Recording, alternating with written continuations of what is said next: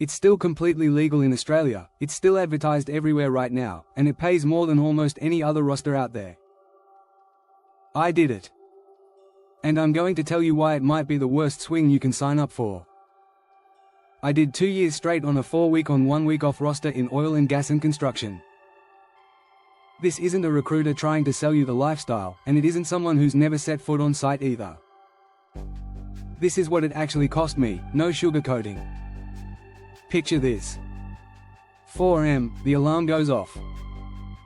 Breakfast, pack your lunch because you're not back till 7 that night, and you're on the bus by 5. 45 minutes out to site, drop your lunch, line up for a breath test every single morning before pre-start at 6.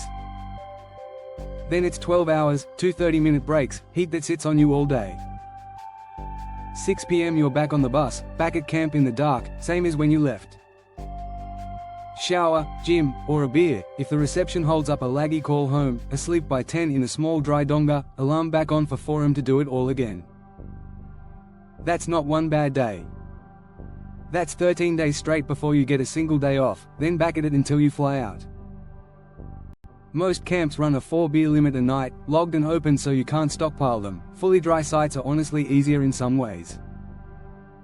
But put thousands of tired workers together for a month, on a site with around 7,000 people, and you'll see some genuinely creative workarounds, getting a mate who doesn't drink to claim their 4 for you, cutting up rubber gloves to use the fingers as makeshift bottle caps so a few stay fresh for the night before your 1 day off. Funny until you realize how much effort goes into surviving the boredom out there. Here's why people sign up for it. More days on site means more pay, simple as that. A tradesman on this kind of roster can clear somewhere around $3,000 a week in the hand, roughly $12,000 a swing. On paper, it looks like the smart financial move. And for some people, at some points in life, it genuinely is. Here's the part nobody puts in the job ad. 2 years on that roster ended a relationship. It broke me physically too, the kind of tired sleep doesn't fix, because by the time you've caught up, you're already packing to go back. And that week off isn't even a full week. Your last day on swing you're working half a shift before you travel, day 7 you're traveling back, so really it's about 6 days, and 6 days was never enough to actually rest, let alone go on a holiday or do anything that needed planning. The harder part is what happens at home while you're gone. Your family builds a routine without you, because they have to. That's not a criticism of them, it's just what happens when someone's away that long. Then you land back and you're trying to slot into a life that kept moving without you. You end up living 2 separate lives that never quite line up. There's another side to that money too. Earning that much changes how you spend, a bigger mortgage, the boat, the motorbikes, the toys waiting at home for your week off. And once life's built around that income, stepping off the roster gets harder. A normal job back home often can't cover what the mortgage and the toys now cost. People end up wanting out but financially unable to leave.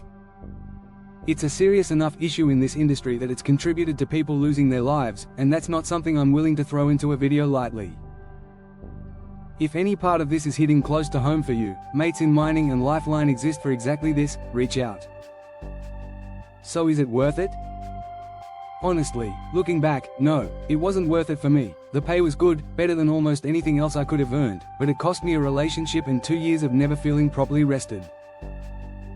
If you're young, no one waiting for you at home, purely there to stack cash for a short stretch, it can make sense. If you've got people who need you to actually be there when you're home, this roster will test that in ways the bank balance can't fix. So that's 4 weeks on 1 week off, the truth, not the recruitment ad version. Most money, least lifestyle, and only you know which one matters more right now. What roster are you on, or thinking about? Drop it in the comments, I'll probably end up covering it in a future video.